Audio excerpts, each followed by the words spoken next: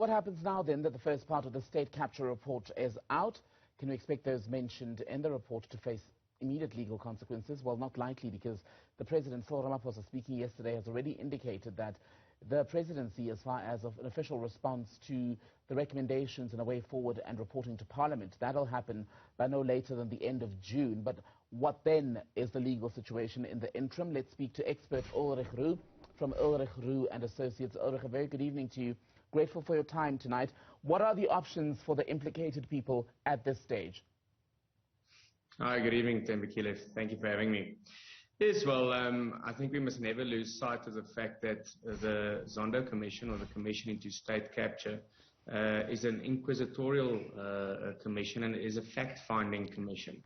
The commission has no power to prosecute any person or to institute any criminal charges against any person. It can merely make recommendations. So having said that, now we will wait with bated breath to see how the South African Police Services and the National Prosecuting Authority act on these recommendations that Deputy Judge President Zondo has made in his report. As you correctly point out, President Ramaphosa has already confirmed that they will only start to act in accordance with the report once the third version of the report, or the third volume of the report, has been received. So in other words, the entire report.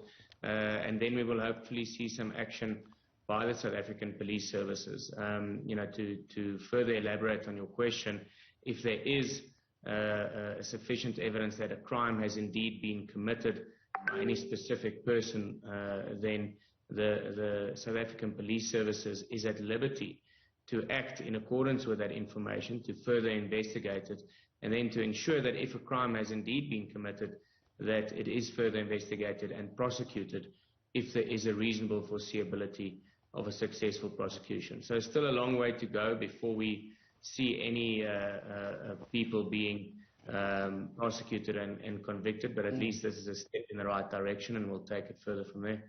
And in terms of those who may want, Ulrich, to challenge the areas where they are implicated and whatever recommendations are contained in this report, how big of a legal hurdle would they have to cross, to jump, to prove indeed that the Commission has erred, considering just the way in which the hearings are conducted, for example, where each person, if you were implicated, you were called, and if you implicated another person, they too were given the opportunity to, if they wish to cross-examine you, then also be on the stand to face questions?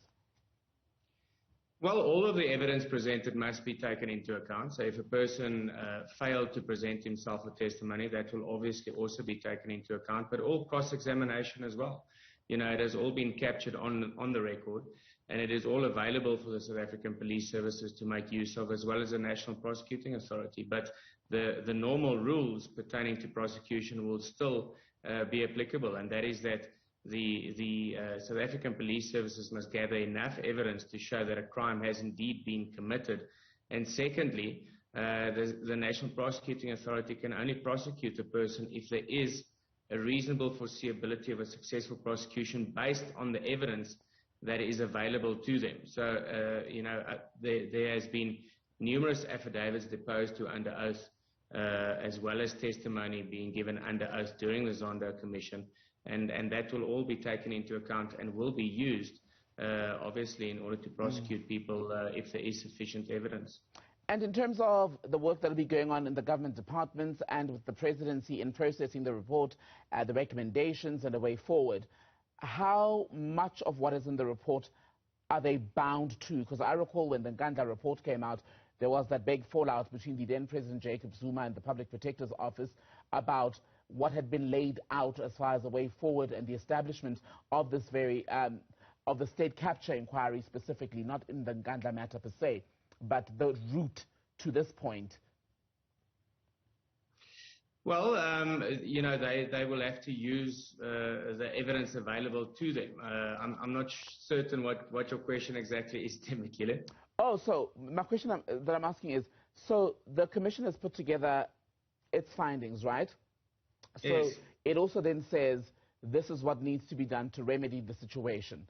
Does that yes. mean that the President and the rest of the government departments and the SOEs had to do exactly as instructed?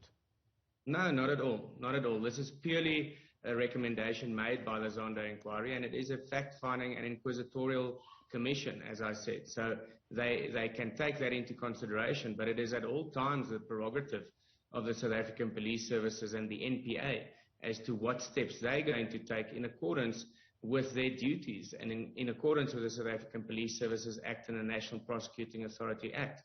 They can only act in accordance with that. So yes, the recommendations will obviously be taken into consideration, but that is not the begin-all and the end-all of the duties of these authorities. And Ulrich, in terms of legal precedents in this country, how much of what we've dealt with so far is perhaps unique from your vantage point that could affect perhaps the future way in which matters of law that are related to commissions and the courts moving forward? Well, we have had a number of these type of commissions, in South Africa. We've obviously had the Truth and Reconciliation Commission. We've had numerous other commissions, and now the Zondo Commission, which lasted for a period of approximately 3 years. So it's not unprecedented. What would be unprecedented is if the South African Police Services and the National Prosecuting Authority would successfully be able to take all of this evidence into consideration and successfully be able to prove these cases. And the ball is in the court of the South African Police Services and the National Prosecuting Authority. There is, in accordance with this report, absolutely no doubt that numerous instances of fraud, corruption, perjury took place, that the public purse was used for private individuals to benefit from, that undue influence was exercised and exerted upon numerous individuals to make certain decisions. And, it all points to serious crimes having been committed, and the South African Police Services have a duty to successfully investigate this if there is sufficient evidence. And the National Prosecuting Authority likewise. One would expect that they now get the best prosecutors to really start putting together proper and solid cases, and then to arrest the right people, and then to hopefully successfully prosecute these people if the evidence shows that these crimes have been committed. And legally, Ulrich, this report is going to be released in 3 parts. Does that complicate things in any way? No, I don't think so. A crime never goes away, but one would want to see, and I think the public expects that action needs to be taken as soon as possible. So one would expect that even though President Ramaphosa has confirmed that they will only formally start acting once they've received the entire report, one would expect that the National Prosecuting Authority and the South African Police Services already have some action plans in place, that they have already appointed people to start pulling the necessary threads, and that the necessary work is already being conducted in the background, so that when this report is released in full, we can see swift and immediate action to start holding people accountable for crimes that have been committed.